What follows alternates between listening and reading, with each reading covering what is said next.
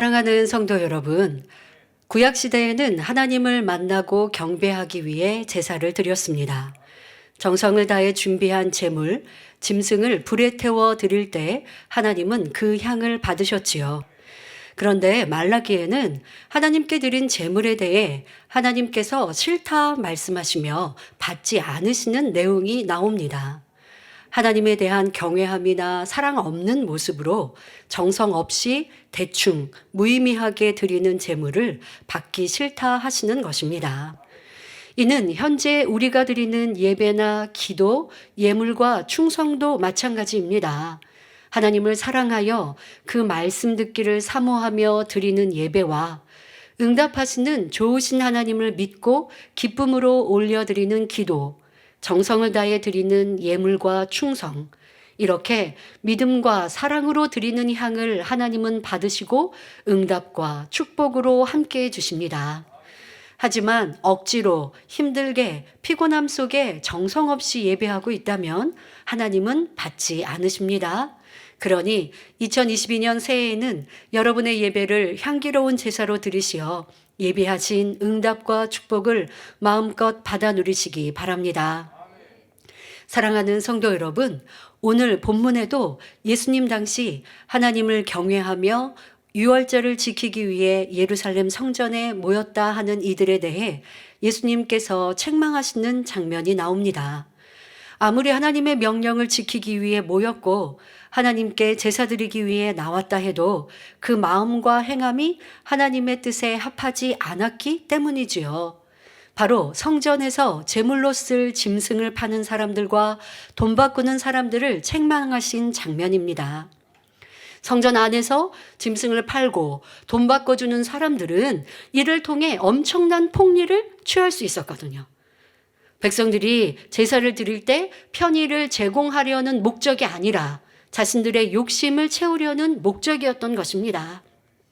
물론 성소나 지성소가 아니라 성전의 뜰에서 매매가 이루어졌습니다. 이곳 역시 성전에 속한 지역입니다.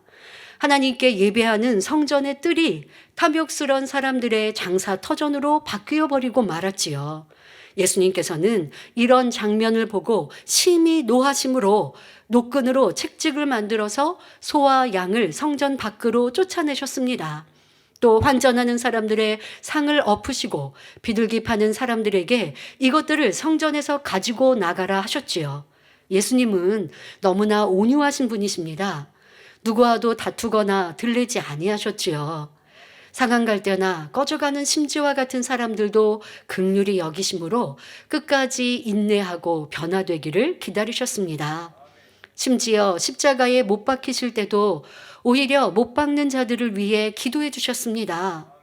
이런 예수님이시지만 하나님의 성전이 더럽혀지는 것을 보실 때는 결코 방관하지 않으셨던 것입니다. 모세 선지자도 시내산에서 십계명을 받아 내려올 때 백성들이 우상을 만들어 춤추며 노래하는 장면을 보고 크게 노하였지요. 얼마나 놀라고 노하였는지 들고 있던 십계명, 이것은 하나님께서 친히 만들어주신 십계명 돌판입니다. 그런데 이 돌판을 산 아래로 던질 정도였습니다. 이는 마음 중심으로 하나님을 경외하고 사랑하였기 때문입니다. 예수님이나 모세 선지자나 혈기를 내신 것이 아닙니다. 이는 당연히 있어야 할 의분입니다. 어떤 사람이 여러분 자신을 욕하고 때린다면 온유함으로 인내하고 품는 것이 선입니다. 그러나 만약 여러분의 부모님을 욕하고 때린다면 그 모습을 보고 모른 척하며 참으시겠는지요?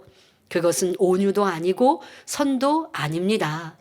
이처럼 예수님께서 진노하신 기록을 볼 때 성전을 어떤 마음으로 대해야 할지를 다시 한번 깨달을 수 있습니다. 또 성전을 거룩히 하는 신앙생활이 되어 하나님께서 기뻐하시는 성전을 이루기 위해 점검해 볼 것이 있습니다. 바로 우리의 입술입니다. 우리는 신앙생활을 하며 입술로 찬양하고 기도하며 하나님을 경배합니다. 그리고 입술로 성도 간의 사랑의 교제를 나누고 간증하며 교회 생활을 하지요. 이것이 꼭 성전 안에서 이루어지지 않더라도 통신, 전화로 하기도 하고 사적인 만남을 통해 하나님의 은혜를 나누고 있습니다. 그런데 성도들의 입술이 거룩하지 못하다면 그런 만남과 모임, 교회는 하나님께서 기뻐하지 않으시지요. 예배하고 찬양할 때는 거룩한 입술이었다가 예배가 마치면 비진리를 담는 입술이라면 하나님은 그 기도와 예배를 받지 않으십니다.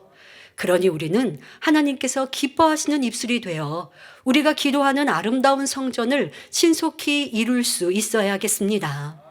구체적으로 우리의 입술이 단물인지 쓴물인지 돌아볼 수 있는 두 가지의 내용을 말씀드리겠습니다. 먼저 응답을 끌어내리는 말인가, 응답을 막는 말인가 돌아보아야 합니다. 이에 대해서는 가나안 땅을 정탐한 12정탐꾼을 통해 잘 알 수 있었지요. 예수님께서도 십자가를 지실 것을 말씀하실 때 베드로는 육의 정으로 예수님께 말씀드립니다. 주여 그리하지 마옵소서. 이 일이 결코 주에게 미치지 아니하리이다 말합니다. 베드로의 말은 예수님을 위하는 것 같으나 육신의 생각으로 하는 말이기에 예수님께서는 곧바로 진리의 말씀으로 물리치십니다.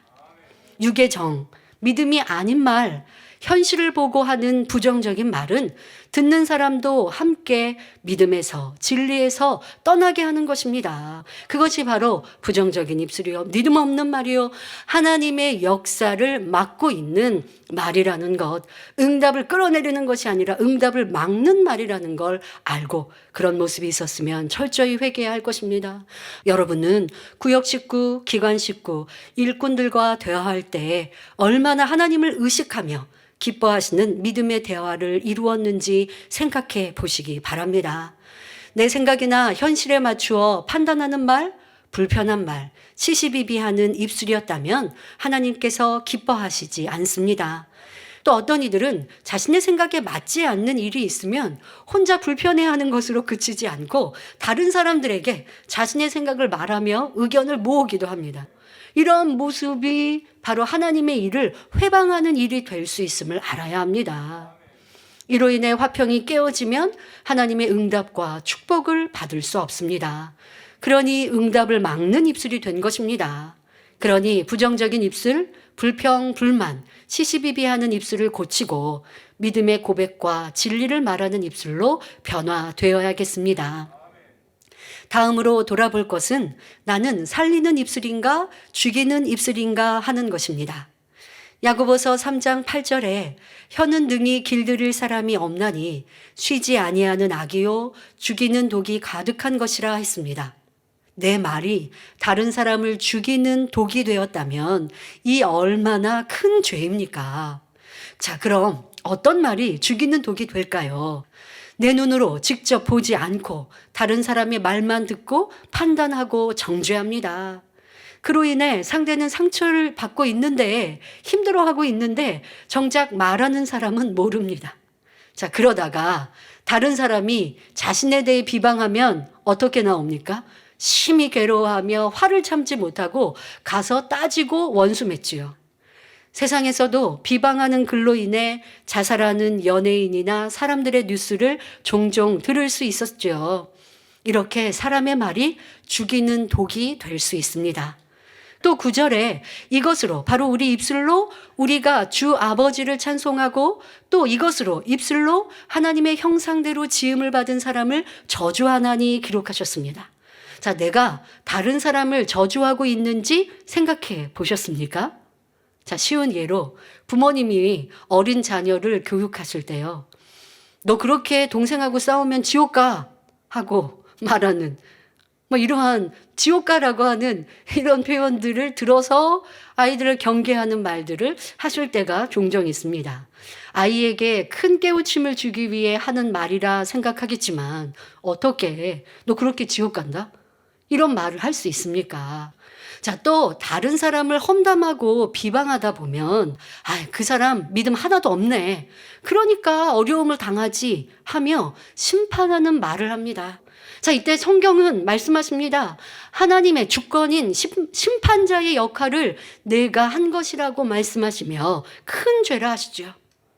이렇게 나의 입술이 하나님이 싫어하시는 비진리의 말이 되어서는 안 됩니다. 오직 우리의 입술은 선과 사랑을 담아 살리는 입술이 되어야지요.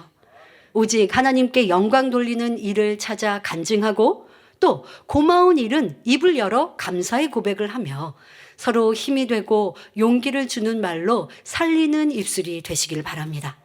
이렇게 우리의 입술을 지켜 선과 사랑으로 채울 때 그 마음도 깨끗하고 아름답게 변화될 수 있습니다. 하나님께서는 그런 성도들이 올리는 찬양과 기도, 예배를 기뻐 흠양하십니다. 그리고 그 기도에 신속히 응답해 주시지요. 사랑하는 성도 여러분, 서론에서 말라기에 기록된 하나님께서 받지 않으시고 싫다 하셨던 번제물에 대해 말씀드렸습니다. 그런데 이와는 반대로 하나님께서 심히 기뻐하시는 번제가 구약 성경에 나오지요. 바로 솔로몬의 일천 번제입니다. 하나님께서 기뻐 받으시니 구하지 않은 많은 축복도 더하셨던 것입니다. 우리의 기도하는 대성전 건축과 가나안 성전, 성전 이전의 응답도 마찬가지입니다. 금도 은도 천지 만물도 다 하나님의 것인데 하나님께서 주시겠다 하시면 아니 될 것이 무엇이겠습니까? 중요한 것은 성도들이 하나님을 첫째로 사랑하고 그 말씀대로 순종하는 삶, 하나님께서 기뻐하시는 자녀들이 되는 것이지요. 현재는 우리가 한자리에 모이지 못해도 성도 한 사람 한 사람이 성전이기에 신속히 거룩한 자녀들로 나와야 합니다. 또한 우리의 입술이 하나님을 기쁘시게 하여야 기도하는 성전 건축을 신속히 이룰 수 있다 말씀드렸습니다. 새해에는 믿음의 고백으로 응답을 끌어내리는 입술, 선과 사랑으로 살리는 입술이 되어 우리의 기도하는 모든 소원이 신속히 응답되는 2022년이 되시기를 주님의 이름으로 축원합니다.